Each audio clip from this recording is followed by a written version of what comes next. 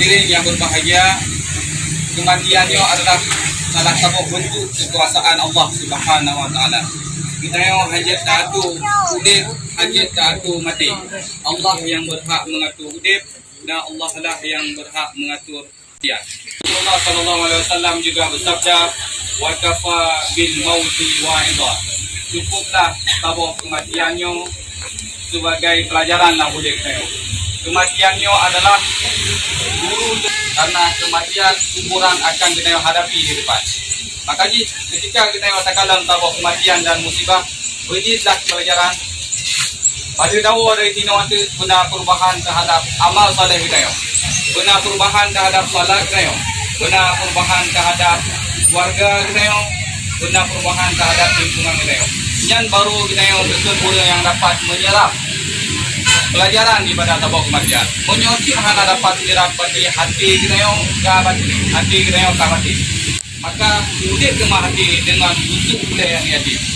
Sehingga dijanjikan oleh Rasulullah, orang yang busuk budaya yatim, maka hati orang yang akan kembali berkah, insyaAllah.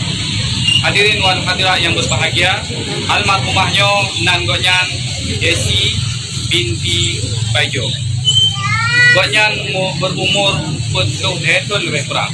Udip di Blangkung bersama kamu di warga Blangkung. Selanjutnya gonyan sebagai warga Kampung Kaju, khususnya di desa Kampung Dusun Arun, Gede Arun. Kemudian gonyan kesepakatan keluarga dilakukan fardu upaya hinoi Blangkung karena pintu gonyan adalah kurang dasar Blangkung.